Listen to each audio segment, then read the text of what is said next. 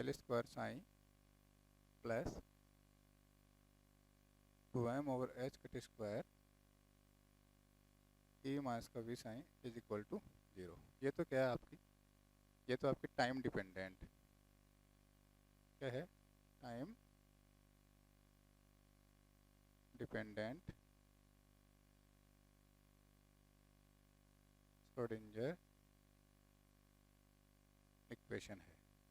अब time independent और देखते हैं, टाइम इंडिपेंडेंट और देखते हैं। देखो लिख लो, एक लाइन लिख लो, क्वांटम यांत्रिकी तंत्र की, क्वांटम यांत्रिकी तंत्र की, क्वांटम यांत्रिकी तंत्र की वर्तमान अवस्था के ज्ञान से, वर्तमान अवस्था के ज्ञान से उसकी भावी अवस्था को जानने के लिए, क्वांटम यांत्रिकी की वर्तमान अवस्था के ज्ञान से उसकी भावी अवस्था को जानने के लिए श्रोडिंजर ने समय अनाश्रित समय आश्रित श्रोडिंजर ने समय आश्रित तरंग समीकरण दी, समय आश्रित तरंग समीकरण दी जो एक विमीय तंत्र में एक कण के लिए निम्न है। ध्यान रखना भाई, एक विमीय तंत्र 1D बॉक्स में केवल क्या, एक पार्टिकल के लिए, ठीक है, एक विमीय तंत्र में एक कण के लिए निम्न है। हाईलाइट कर लेना इसको, एक विमीय तंत्र में एक कण के लिए निम्न है। आपको पता है S psi is equal to क्या होता है, ई साइन होता है। क्या होता है, S psi is equal to E psi होता है। याद करो, E psi is equal to S psi. ये जो रिलेशन है ना, ये आपका सिंगल एटम के लिए आता है। जो छोटे एटॉमिक मॉलिक्यूल होते हैं ना, छोटे मॉलिक्यूलर छोटे एटॉमिक छोटे परमाणु होते हैं ना, उनके लिए ऊपर ये इक्वेशन लागू होती है। तो अब देखो ई को तो क्या कहा और एच को उन्होंने क्या कहा। एच तो क्या होता है आपका, एच तो आप क्या होता है, टोटल एनर्जी ऑपरेटर होता है। एच क्या होता है आपका, टोटल एनर्जी ऑपरेटर होता है। तो क्या लिखोगे, माइनस का H cut over iota, minus का H cut over iota D psi over D T. X तो पोजीशन है और टी क्या है, टाइम है, इसके इक्वल होगा। और एनर्जी ऑपरेटर अभी तो बताया था किस चाहिए, ये माइनस का H cut square by 2m, minus का H cut square by 2m, ठीक है। और एक ही पोजीशन ले रहे हो आप, क्या ले रहे हो, एक्स पोजीशन। तो डेल स्क्वायर जो है, डेल स्क्वायर की वैल्यू क्या आ जाएगी, D square upon D X square, D square upon D X square, ठीक है। तो ये आपका आ जाएगा, काइनेटिक एनर्जी का ऑपरेटर लिख रहा हूँ मैं, पहले क्या लिख रहा हूँ, काइनेटिक एनर्जी का ऑपरेटर लिख देंगे अपन, पोटेंशियल एनर्जी का ऑपरेटर। तो D square upon D X square sign, ये तो काइनेटिक। अब क्या होता है, और साइन क्या लिखोगे यहाँ पे, एक्स और टी, साइन एक्स पोजीशन है और टी टाइम है, ठीक है। और पोटेंशियल ऑपरेटर क्या होता है, वी साइन, वी साइन, और साइन क्या लिखोगे, एक्स और टी, बस। लो ये आपकी बन गई टाइम डिपेंडेंट श्रोडिंगर इक्वेशन। ये तो ई साइन की वैल्यू है, ये तो आपको याद रखनी है। और ये आपका एस साइन है, एस क्या होता है, टोटल एनर्जी ऑपरेटर होता है, हैमिल्टनियन ऑपरेटर, ठीक है। वैल्यू आपने पुट, देखो आपने ना मोनो एटॉमिक पार्टिकल के लिए लागू होते, एक ही एटम के लिए लागू होता है, तो क्या लिखोगे, जो काइनेटिक एनर्जी होती है वो आपने उसका ऑपरेटर पढ़ रखा है, माइनस का square by 2m D square upon D x. अगर एक डायरेक्शन की बात करते हो तो सिमिलरली पोटेंशियल एनर्जी क्या होती है, V X V Y V Z, तो एक्स डायरेक्शन में पढ़ना तो वी साइन, ठीक है। क्या बात करके, वी साइन। और जो साइन है अपन वो बार बार लिखते जा रहे हैं, पोजीशन एक्स और टाइम टी, पोजीशन एक्स और टाइम टी पे डिपेंड कर रहा है, तो साइन एक्स के साथ में लिख दिया, ठीक है। ये है, देखो इसमें टाइम की टर्म आ रही है, ये रही, कहाँ गई, ये रही डी टी, यहाँ पर टाइम की टर्म आ रही है। तो देखोगे ये टाइम डिपेंडेंट है आपकी, time dependent Schrodinger equation, time dependent Schrodinger equation ये आपकी है, ठीक है। अब आप चाहो तो इसको आयोटा से ऊपर नीचे मल्टीप्लाई कर सकते हो। आयोटा से ऊपर नीचे मल्टीप्लाई करोगे तो क्या होगा आपको पता है, यहाँ पे आयोटा स्क्वायर हो जाएगा, और आयोटा स्क्वायर वैल्यू कितनी होती है, -1 होती है। ये माइनस और वो माइनस प्लस हो जाएगा, ऊपर आयोटा लिखो। इस समीकरण के प्रथम पद को आयोटा से गुणा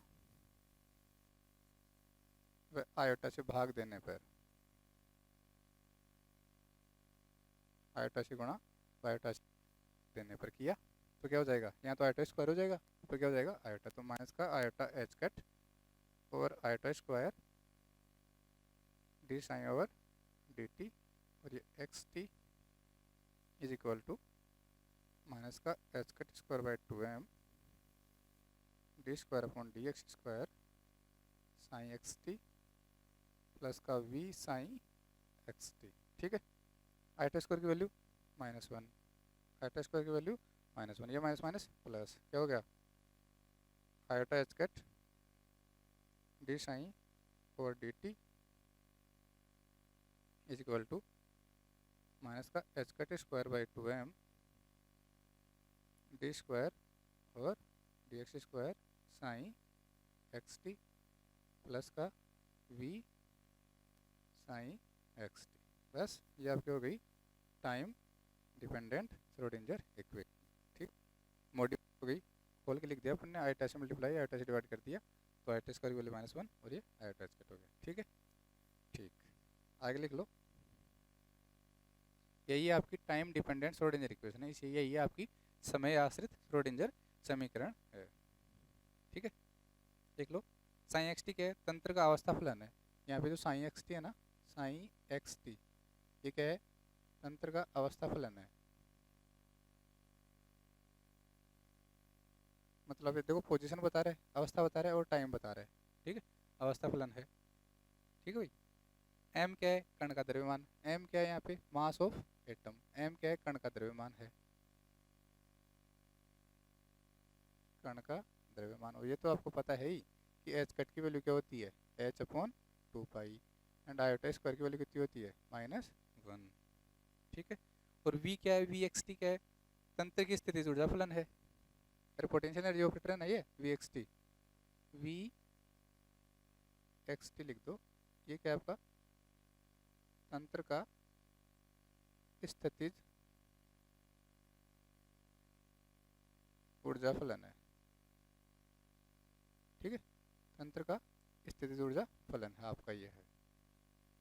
ठीक है, लाइन लिख लो एक, ये दोनों समय व निर्देशांकों में स्थिति पर निर्भर करते हैं, ये दोनों समय व निर्देशांकों में स्थिति पर निर्भर करते हैं। ठीक है ना, इस समीकरण में तरंग फलन का समय के सापेक्ष प्रथम व्युत्पन्न है, इस समीकरण में तरंग फलन का समय के साथ प्रथम व्युत्पन्न, ये रहा, ये तरंग फलन है और ये समय, तो हमने क्या लिखा, इस समीकरण में जो तरंग फलन है ना उसका समय के साथ क्या है, प्रथम व्युत्पन्न है, फर्स्ट डेरिवेटिव है, D sine upon D T, इसका मतलब है ये। ठीक है, प्रथम व्युत्पन्न है, यदि हमें t0 समय पर तरंग फलन ज्ञात हो, यदि हमें t0 समय पर तरंग फलन ज्ञात हो तो इसकी सहायता से हम किसी भी समय पर आगामी तरंग फलन ज्ञात कर सकते हैं, तो इसकी सहायता से हम किसी भी समय पर आगामी तरंग फलन ज्ञात कर सकते हैं। ठीक है, ठीक है भाई, ठीक है, अब आप डायरेक्ट लिखो,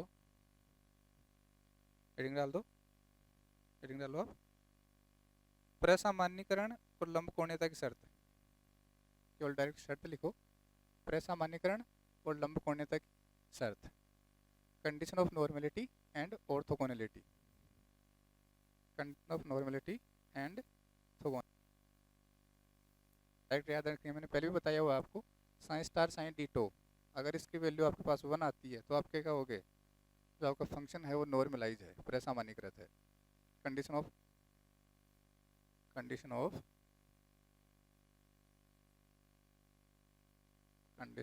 नॉर्मलाइजेशन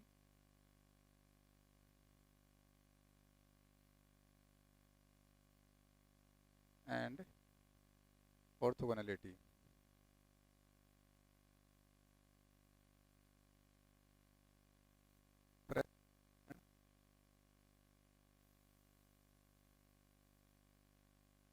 वह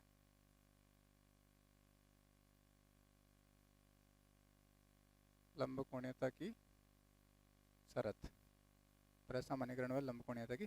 तो देखो psi star psi D tau is equal to अगर 1 आ रहा है तो ये क्या है आपकी, ये है आपकी condition of normality, condition of normalisation. ठीक है, आपका कंडीशन ऑफ नॉर्मलाइजेशन है। ठीक है,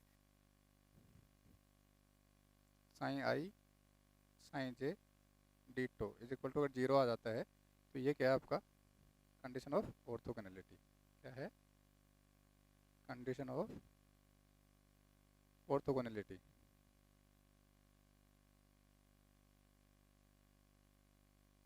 ठीक है भाई, ये क्या है आपका कंडीशन ऑफ ऑर्थोगोनैलिटी है। बस डायरेक्ट लिख लो और आपको कुछ भी लेना देना यहाँ पे नहीं है। ठीक है, फटाफट से लिख दो postulate of quantum mechanics, postulate of quantum mechanics, quantum यांत्रिकी का अभिग्रहित, postulate of quantum mechanics, quantum यांत्रिकी के अभिग्रहित।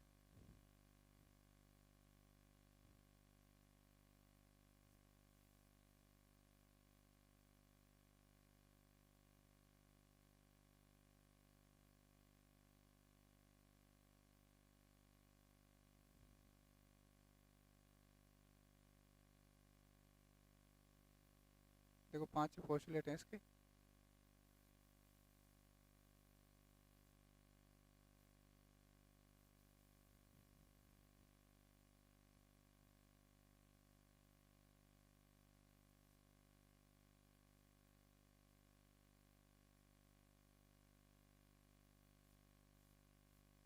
ये ऐसे बोल कि जो क्वांटम यांत्रिकी होती है उसमें प्रत्येक कण का एक तरंग फलन होता है, प्रत्येक कण का एक तरंग फलन होता है जो उसकी जो पोजीशन होती है उसकी स्थिति की सही से व्याख्या करता है। क्या बोलता है, प्रत्येक कण का एक तरंग फलन होता है जो उसकी स्थिति की सही से व्याख्या करता है। तो क्वांटम में जितने भी ऑब्जर्वेबल होते हैं, जितने भी फिजिकल क्वांटिटीज होती है, उन सब के लिए आपको क्या मिलेगा, आपको एक ऑपरेटर मिलेगा।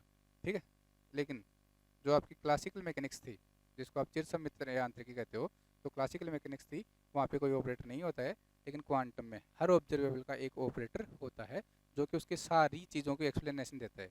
जो आपके पास ऑपरेटर होता है, ठीक है, वो आपको जो तरंग फलन होता है, हर क्वांटिटी का एक तरंग फलन होगा, तो वो तरंग फलन हर आपको उसकी गुण की व्याख्या कर देगा। ठीक, तो पहला लिखो पोस्टुलेट नंबर 1, किसी भी तंत्र की कितनी भी स्वतंत्रता की कोटियों को, किसी भी तंत्र की कितनी भी स्वतंत्रता की कोटियों को एक तरंग फलन, एक तरंग फलन साइन आर टी, ठीक है ना, एक तरंग फलन साइन आर टी द्वारा प्रदर्शित करते हैं, एक तरंग फलन साइन आर टी द्वारा प्रदर्शित करते हैं, जिसमें तंत्र के बारे में ज्ञात करने योग्य, जिसमें तंत्र के बारे में ज्ञात करने योग्य समस्त सूचनाएं निहित होती है, तंत्र के बारे में ज्ञात करने योग्य समस्त सूचनाएं निहित होती है। ठीक है, यह तरंग फलन कण के निर्देशांक व समय पर निर्भर करता है, यह तरंग फलन कण के निर्देशांक व समय पर निर्भर करता है। ठीक, इस फलन को अवस्था फलन या तरंग फलन कहते हैं, इस फलन को अवस्था फलन या तरंग फलन कहते हैं। आगे लिखना, यह तरंग फलन दो भागों में, या फिर यह तरंग फलन दो भागों, कौन कौन से, साइन आर व साइन टी, यह तरंग फलन दो भागों साइन आर व साइन टी से बना होता है। बोलो साइन आर का मान तो कहाँ से निकालते हैं, टाइम इंडिपेंडेंट श्रोडिंगर से, और साइन टी का मान टाइम डिपेंडेंट श्रोडिंगर इक्वेशन से निकालते हैं। लिखना, जिसमें साइन आर का मान, जिसमें साइन आर का मान समय अनाश्रित श्रोडिंगर समीकरण से एवं साइन टी का मान समय आश्रित श्रोडिंगर समीकरण द्वारा ज्ञात करते हैं, साइन टी का मान समय आश्रित श्रोडिंगर समीकरण द्वारा ज्ञात करते हैं। दूसरा पोस्टुलेट लिखो, पोस्टुलेट नंबर 2, क्वांटम में प्रेक्षण योग्य प्रत्येक भौतिक राशि के लिए मैंने कहा था ना एक ऑपरेटर होगा, जितने भी ऑब्जर्वेबल होंगे उन सब के लिए क्या होगा, एक ऑपरेटर होगा। लिखो, क्वांटम में प्रेक्षण योग्य प्रत्येक भौतिक राशि के लिए एक रेखीय हर्मिशियन संकारक होता है। एक रेखीय हर्मिशियन एक रेखीय हर्मिशियन संकारक।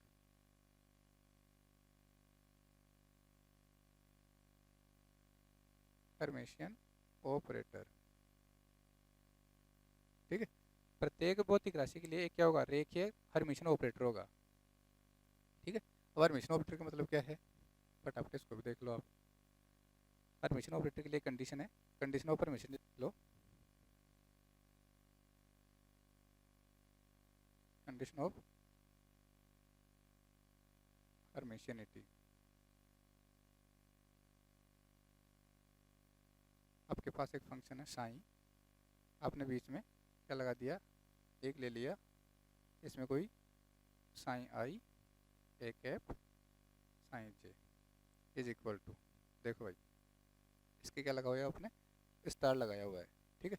अब उल्टा हो जाएगा, ये कॉम्प्लेक्स कॉन्जुगेट हो जाएगा आपका, psi I A psi J D to.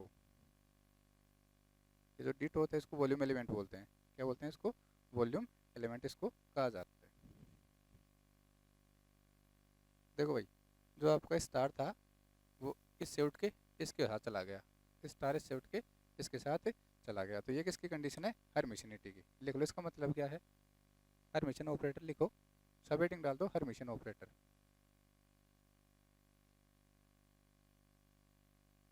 Hermitian operator,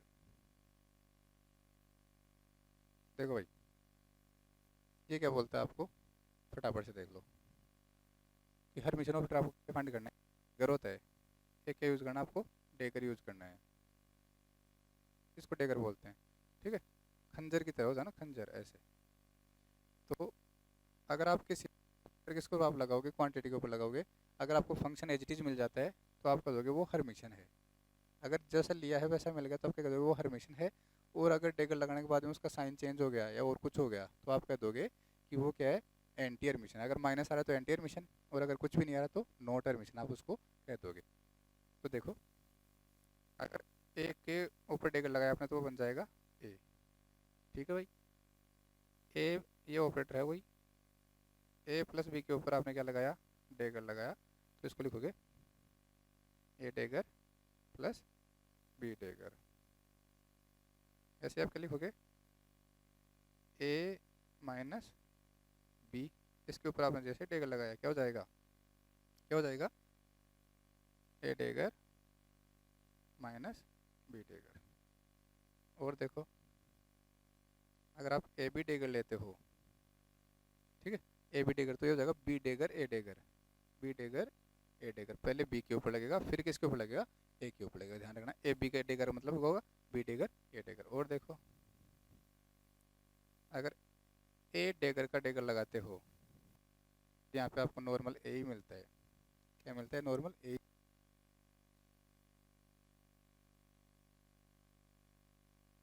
मिलेगा माइनस का डी बाई डी एक्स। ये भाई याद रखना है आपको, ऐसा मत कर देना कि माइनस मिल गया, ठीक है। ये क्वांटिटी होती है, ऑपरेटर का गुण होता है कि डी बाई डी एक्स का आपने डेगर लगाया क्या मिलेगा, माइनस का डी बाई डी एक्स। और बताओ, और देखो, ए डेगर अगर आपने किया, ए कांस्टेंट है तो क्या होगा, जो ए है उसके तो स्टार लग जाएगा और ये डेगर लग जाएगा, जो स्टार है इसका मतलब क्या होता है, कॉम्प्लेक्स कॉन्जुगेट। स्टार का मतलब क्या होता है, कॉम्प्लेक्स कॉन्जुगेट होता है। इसका मतलब यह है कि अगर फंक्शन में आयोटा है, अगर फंक्शन में आयोटा है तो वो माइनस आयोटा से रिप्लेस हो जाएगा। अगर किसी के ऊपर स्टार लग गया तो ध्यान रखना, अगर फंक्शन में आयोटा है तो वो किससे रिप्लेस हो जाएगा, माइनस आयोटा से रिप्लेस हो जाएगा, ठीक है, ठीक है, ओके, ठीक है भाई। एक और देख लो, यदि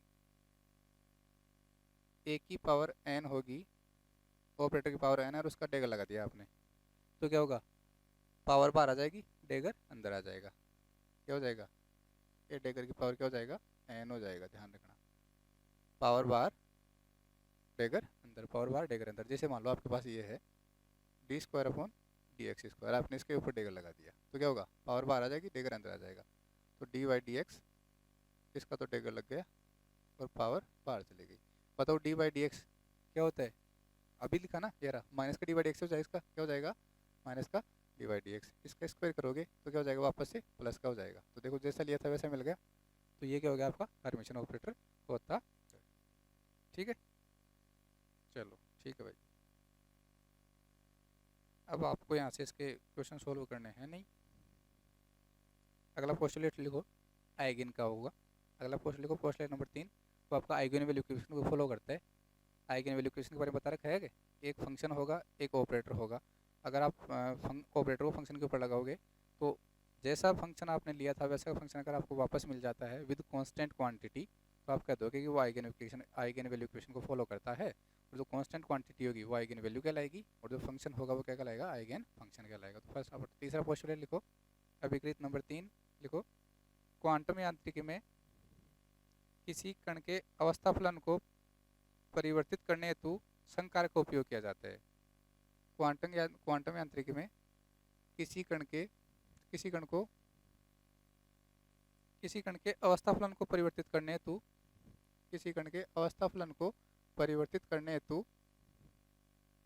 संकारक का उपयोग किया जाता है। मैंने कहा था ना, ऑपरेटर क्या करता है, एक फंक्शन से न्यू फंक्शन जनरेट कर देता है। अर्थात ऐसा इज इक्वल टू फाई, एक नया फंक्शन आपको जनरेट करके ये दे देगा। आपने एक ऑपरेटर लिया, उस फंक्शन के ऊपर लगाया, तो आपको एक नया फंक्शन, ये क्या है आपका न्यू फंक्शन, ठीक है, न्यू फंक्शन आपको दे देगा ऑपरेटर फंक्शन के ऊपर क्रिया करके। लिखना आगे, यदि संकारक तरंग फलन से संक्रिया करके वही फलन वापस दे दिया आपको, तो क्या बोला, आइगन वैल्यू हो जाएगी ना। यदि संकारक तरंग फलन से संक्रिया करके वही तरंग फलन एक नियतांक के साथ उत्पन्न करता है तो समीकरण आइगन मान समीकरण कहलाती है। तथा नियतांक आइगन मान व फलन आइगन फलन कहलाता है। नियतांक आइगन मान व फलन आइगन फलन कहलाता है। ये लो, ये आपकी क्या है, आइगन वैल्यू इक्वेशन है। क्या है, आइगन वैल्यू इक्वेशन है। ये क्या है, यहाँ पे जो फंक्शन है ये तो आपका आइगन फंक्शन है। आप लिख दोगे यहाँ पे आइगन फंक्शन क्या है, आइगन फंक्शन है साई, जैसा लिया था ऑपरेटर से क्रिया करने के बाद में वापस वैसा का वैसा मिल गया। और आइगन वैल्यू क्या होगी यहाँ पे,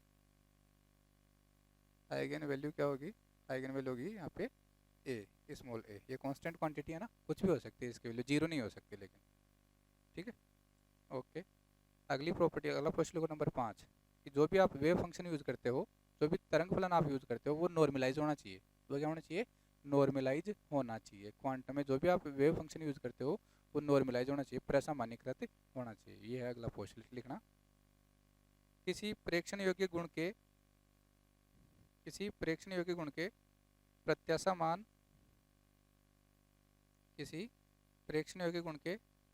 मान तंत्र के तरंग फलन पर निर्भर करते हैं। किसी प्रेक्षण योग्य गुण के प्रत्याशा मान मतलब एवरेज वैल्यू, प्रत्याशा मान का मतलब क्या है, एवरेज वैल्यू, तंत्र के तरंग फलन पर निर्भर करते हैं। यदि किसी समय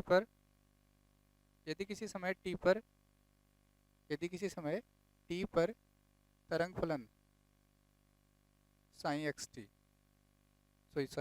यदि किसी समय t पर तरंग फलन साइन rt तंत्र का प्रसामान्यकृत अवस्था फलन है। ध्यान रखना, अंडरलाइन कर लेना, प्रसामान्यकृत अवस्था फलन, नॉर्मलाइज वेव फंक्शन, प्रसामान्यकृत अवस्था फलन हो तो उस समय t पर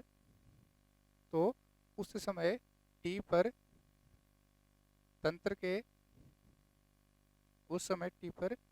के प्रेक्षण योग्य गुण के प्रत्याशा मान निम्न समीकरण द्वारा ज्ञात करते हैं। मतलब एवरेज वैल्यू, ध्यान रखना भाई, किसके द्वारा ज्ञात करते हैं, निम्न समीकरण के द्वारा ज्ञात करते हैं। ठीक है,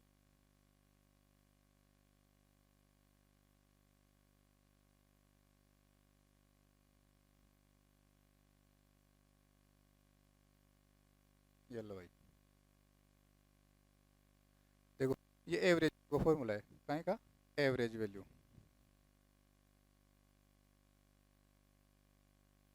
लिमिट आपको गिवन होगी कहाँ से कहाँ तक है, ये आपका ऑपरेटर होगा, ये आपका फंक्शन होगा। अगर फंक्शन में आयोटा है, अगर फंक्शन में आयोटा है तो जिसके ऊपर भी स्टार लग रहा है ना, वहाँ पे आयोटा किससे रिप्लेस हो जाएगा, माइनस आयोटा से रिप्लेस हो जाएगा। अगर आपका तंत्र पहले से परेशानी करता है, नॉर्मलाइज है, नॉर्मलाइजेशन की कंडीशन क्या बताई थी, साइन स्टार साइन डीटो, इसकी वैल्यू कितनी आनी चाहिए, 1 आनी चाहिए। तो अगर नॉर्मलाइज है तो इसकी वैल्यू क्या आ जाएगी, 1 आ जाएगी। तो अगर नॉर्मलाइज है तो ये फॉर्मूला क्या बन जाएगा, ए एवरेज, इसको एवरेज का साइन बोलते हैं भाई, A average equal to psi star A cap psi D tau, बस ये बन जाएगा। अगर नॉर्मलाइज नहीं है तो ये पूरा फॉर्मूला यूज़ करना है, अगर नॉर्मलाइज है तो ये नीचे वाला टर्म हटा देनी है, क्योंकि ये तो नॉर्मलाइजेशन की कंडीशन होती है। ठीक है, ये आपका होगा क्वेश्चन नंबर 4। ठीक है, तो लिख सकते हो, नहीं तो रहने देना। अगर नॉर्मलाइज है तो इसको वैल्यू कितनी हो जाएगी, 1 हो जाएगी, और ये हट जाएगा और फॉर्मूला ये वाला बन जाएगा। अगला लिखो question number 5, question number 5।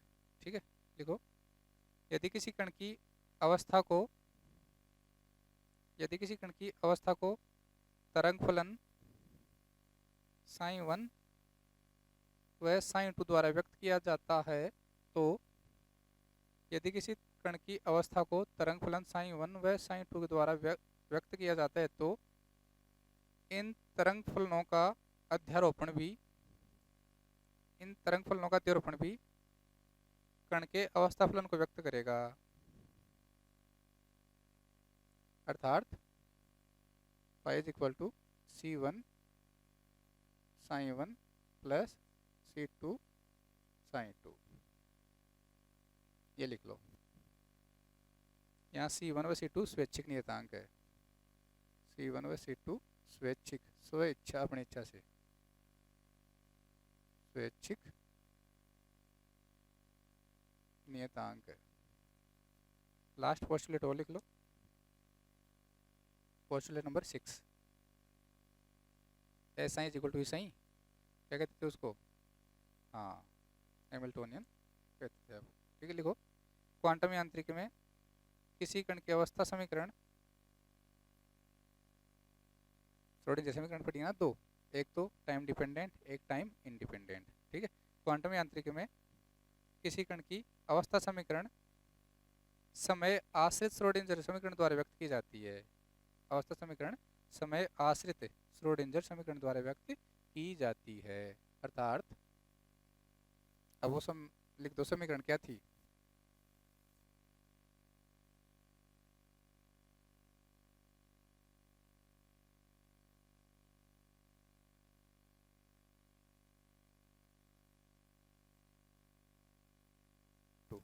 Minus का H cut square by 2m, अरे हैमिल्टोनियन में का 2m D square upon D X square sign, और ये आर टी, यहाँ भी आर टी। ठीक है, और plus v sine R T. आप इसको और ऐसे भी लिख सकते हो, कैसे लिख सकते हो, माइनस से माइनस आयोटा, सॉरी आयोटा से नीचे मल्टीप्लाई कर दो तो हो जाएगा iota H cut D psi over D T is equal to minus का H cut square by 2m D square over D X square psi plus V psi R T या X T, जो भी आप लिखना चाहो वो लिख सकते हो। ये दोनों क्या हैं, आपकी time dependent Schrodinger equation.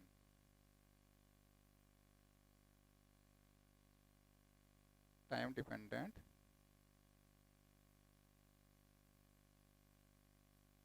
Schrodinger equation है। ठीक है, ये क्वांटम के पोस्टुलेट खत्म होते हैं।